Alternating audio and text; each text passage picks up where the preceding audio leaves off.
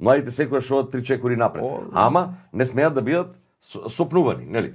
Имаше еден проект пред неколку години, сега го спомнав, исто е можете битно да се уклучи у целата приказна, а ти ми го спомна дека ќе биде гостин една од наредните емисии, значи Пучо, Аспарух Михајлов, значи он додека работеше у општината имаше една одлична идеја која што пробаваме да ја развиеме малку и дојде веројатно на ниво на гласање, не знам што да се направи Кочански културен центар. И са на сето ово што го зборам може некој нема да му биде јасно. Сега имаш центар за култура, и тебе ти треба Кочански културен центар, имаш пионерски, имаш мултикултурен и уште една ти треба, ама оноа сите овие што ги спомнаме имат една голема мана, некоординираност.